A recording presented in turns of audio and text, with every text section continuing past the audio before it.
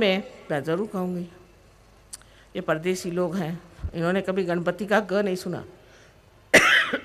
इनको मालूम नहीं कि गणपति नाम की भी कोई चीज़ होती, लेकिन आज वो सब गणपति को मानते हैं क्योंकि उसका प्रमाण उनको मिला है। ये ऐसे बेवकूफ़ नहीं है, प्रमाण मिलने पर उसको मानते हैं और ईमानदार है। ईमानदारी नहीं, अपने साथ भी ईमानदारी है और उस तत्व में गहरे उतरते गए। देखिए हमारी कितनी बड़ी संस्कृति है, कितना बड़ा हमारा धरोहर, कितना बड़ा ज्ञान हमारे पास में, लेकिन हम खो गए। इस तरह के ये लोग आकर के इन्होंने ऐसे भ्रम में हमें डाल दिया है, इधर बुद्धिजीवी एक तरफ चले गए और उधर भक्तिजीवी दूसरे तरफ चले गए। इससे हमारी उत्क्रांति नहीं हुई। एक माँ के नाते हम तो ये पूछेंगे, बेटे तुमने गुरु रख छोड़ा है, उसने तुम्हें क्या दिया, उससे तुमने क्या पाया? पाया तो कुछ नहीं, मेरा बैंक ही खाली हो गया माँ। तो फिर ऐसे दुष्ट गुरु के पास क्यों जाते हैं? नहीं, क्योंकि वो तो यूनिवर्सिटी बना रहे हैं, वो तो फलाना कर रहे हैं, इसलिए मैंने पैसे दिए। यूनिवर्सिटी बना रहे हैं तो यूनिवर्सिटी बनाने का काम करो, उसमें परमात्मा का नाम क्यों लाते हैं? परमात्मा के नाम से आपको क्या अधिकार है कि आप यूनिवर्सिटी बनाएं? आपको यूनिवर्सिटी बनाना है, यूनिवर्सिटी बनाओ। कौन से अवतरण ने यूनिवर्सिटी बनाई थी? सोचने की बात है कि कोई अगर यूनिवर्सिटी बना रहा है किसी विशेष कार्य से, तो उससे आध्यात्म का कहाँ संबंध है? आध्यात्मिक कोई यूनिवर्सिटी बनाए तो समझ में आई बात। इस प्रकार लोग जो हैं एक बड़ी ही विक्षिप्त सी दशा में है, क्योंकि कहा जाता है कि कलयुग में मनुष्य भ्रम में होगा, भ्रमित कर देगा। इस भ्रम से निकलने का एक ही तरीका है कुंडलिनी का जागरण। वो सब आपके अंदर जीवित है, उसको प्राप्त करना। जब तक आत्मा का प्रकाश आपके चित्त में नहीं आएगा तब तक आप समझ नहीं पाएगा। जब कुंडलिनी का जागरण होता है और कुंडलिनी जब ब्रह्मरंध्र को छेदती है, तब क्या होता है कि आपके हृदय में बसा हुआ आत्मा का प्रकाश आपके चित्त में आ जाता है। यानी ये तो समझ लीजिए परमात्मा का स्थान है और उसका प्रतिबिंब हृदय में। वो जो प्रतिबिंब हमारे हृदय में है, उसका प्रकाश हमारे चित्त में आ जाता है, माने हमारे नस नस में दौड़ने लग जाता है।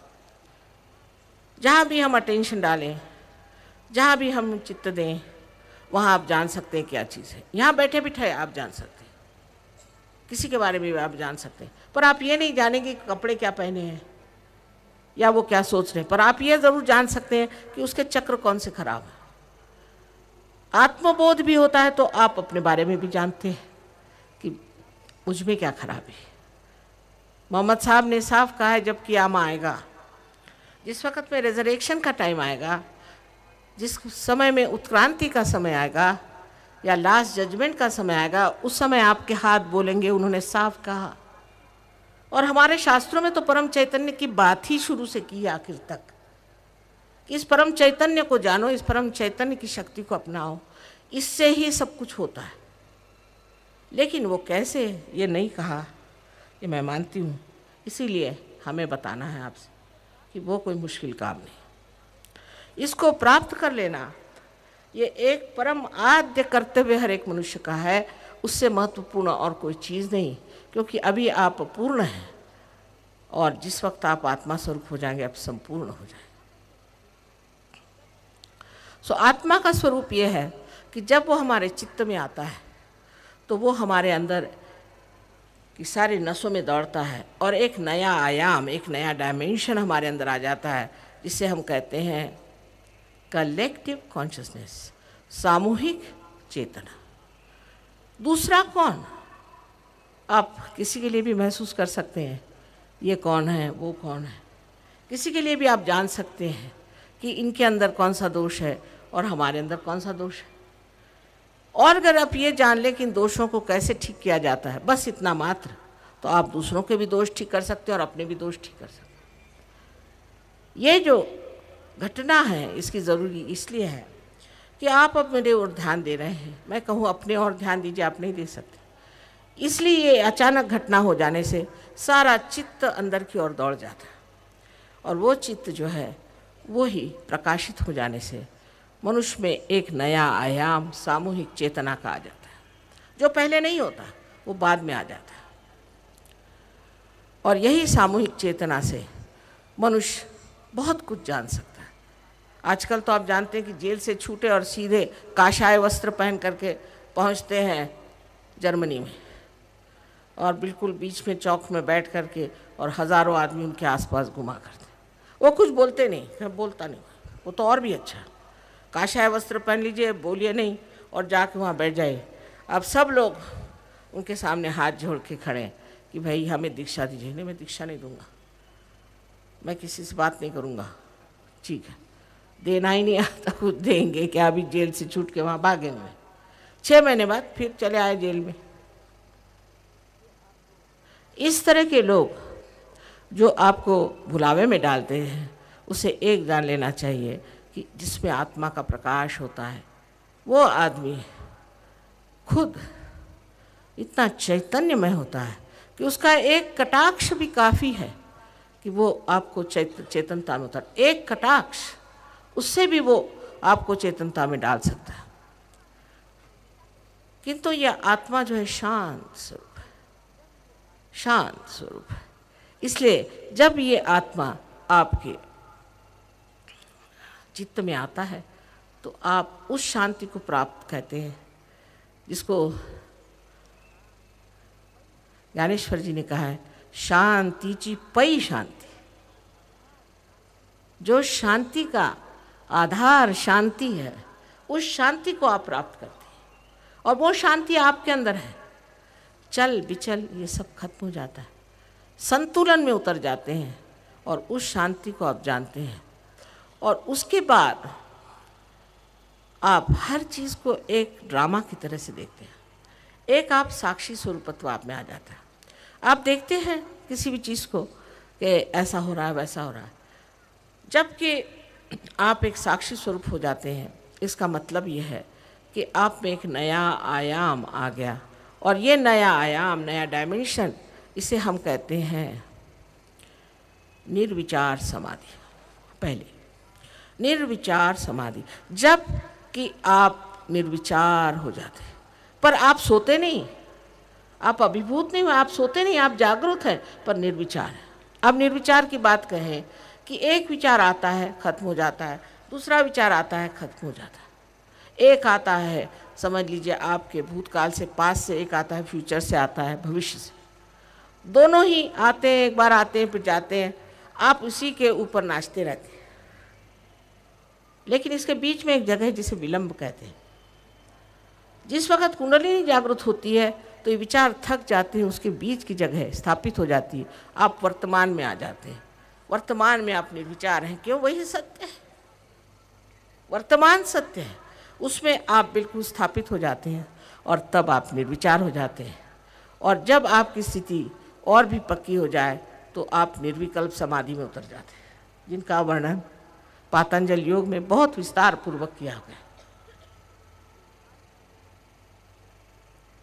इसी आत्मा के प्रकाश से आप सत्य को जानते हैं, क्योंकि आपके हाथ में जो ये चैतन्य बह रहा है, इसको आप किसी भी और मोड़े, किसी भी प्रश्न की ओर मोड़े, फौरन आप जान सकते हैं कि यह सत्य है, यह असत्य है।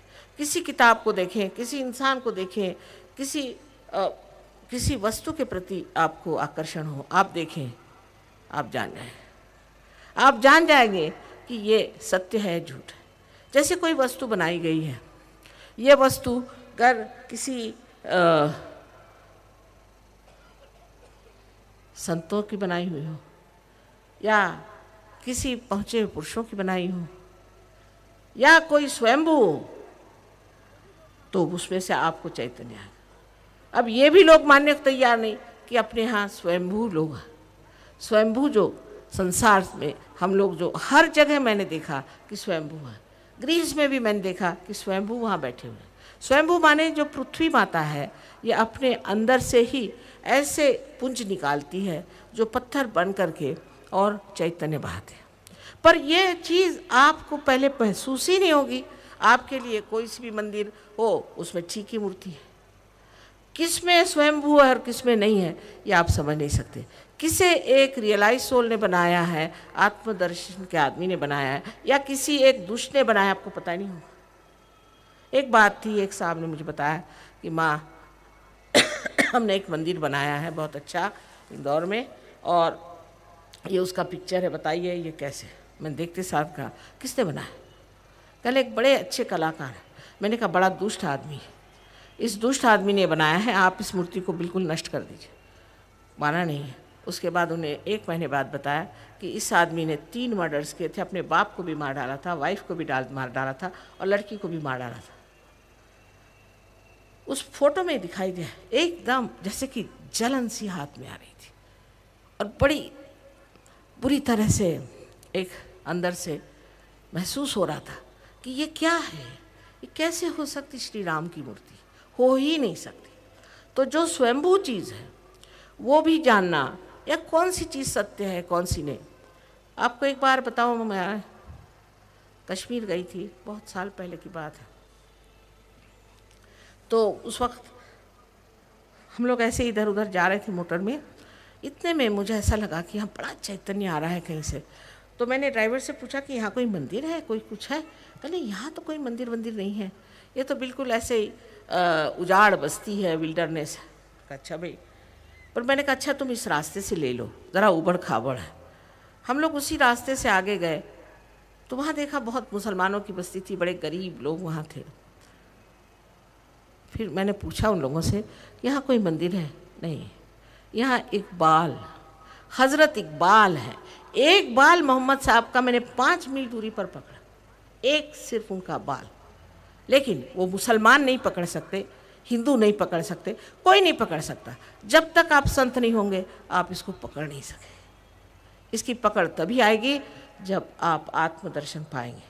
और इस आत्मदर्शन में सारे विश्व का मिलन बैठा हुआ, क्योंकि आप सारे ही धर्मों को जानते हैं, उसके समतत्व को जानते हैं। आप किससे लड़ेंगे? जब आप सारे ही धर्मों को मानते हैं तो कौन सा किसी से लड़ेगा? हम ये हैं, हम वो हैं, इस तरह से हमने अगर अपने धर्म अलग अलग कर लिए तो झगड़ा तो होना ही हुआ। कोई भी ठीक नहीं है।